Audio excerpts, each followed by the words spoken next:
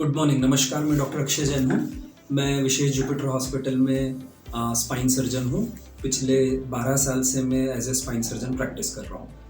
मेरे टॉक के अंदर मैं थोड़ी देर आपको ये समझाऊंगा कि स्लिप डिस्क क्या प्रॉब्लम है और उसके बाद मैं आपका उसके लिए क्या ट्रीटमेंट अवेलेबल है हमारे पास वो बताऊंगा। तो आपको ये समझना ज़रूरी है, ये बस मॉडल में मैं आपको ब्रीफ करना चाहूँगा कि हमारा जो स्पाइन रहता है उस स्पाइन के अंदर रीढ़ की हड्डियाँ रहती हैं और हर दो रीढ़ की हड्डी के बीच में एक डिस्क होती है जो कि कुशन की तरह, जो कि हमारी कमर को मजबूती भी देती है और फ्लेक्सिबिलिटी भी देती है। और इसी गद्दी के पीछे से नस निकल रही है जो कि कमर से पैरों में उतर रही है। ये नस जो है ये पैरों को ताकत देती है चलने एवं खड़े रहने की। अगर ये नस दबने लग जाएगी तो पैरों में दर्द आने लगेगा। स्लिप डिस्क की शुरुआत कैसे होती है? शुरुआत होती है कमर दर्द से।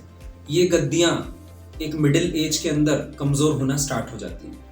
ये उन लोगों में जल्दी कमजोर होती है जिनका पोस्चर, वेट, न्यूट्रिशनल स्टेटस और लाइफस्टाइल खराब है। तो ये जल्दी ही 30 से 35 की एज में कमजोर होना स्टार्ट हो जाती हैं और कमर दर्द होना स्टार्ट हो जाता है। ये कमर दर्द धीरे धीरे धीरे टाइम के साथ में प्रोग्रेस होता है और किसी झटके के कारण ये गद्दी बाहर खसक के नस को दबा सकती है। जब ये नस को दबाती है तो कमर का दर्द पैरों में जाना चालू हो जाता है, जिसको हम लोग शाइटिका का दर्द या स्लिप डिस्क का पेन बोलते हैं।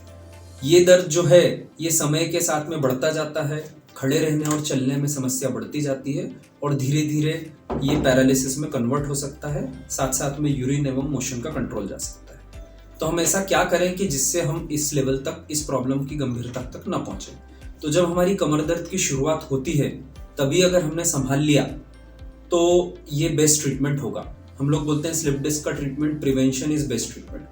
तो अर्ली एज में अगर कमर दर्द स्टार्ट हो रहा है तो सही पोस्चर, एक्सरसाइज, सही न्यूट्रिशन और सही लाइफस्टाइल के साथ हम इसको प्रिवेंट कर सकते हैं। कमर दर्द के शुरुआत में हम इसको एक्सरसाइजेस के साथ प्रिवेंट कर सकते हैं, लेकिन अगर ये गद्दी एक बार खसक गई है और नस को दबाने लगी है तो ऑपरेशन की जरूरत पड़ सकती है। स्टैटिस्टिकली 70% पेशेंट्स जिनको स्लिप डिस्क हुआ है वो बगैर ऑपरेशन के ठीक हो सकते हैं, रेस्ट के साथ में, मेडिसिन के साथ में, प्रिकॉशंस के साथ में और एक्सरसाइज के साथ में।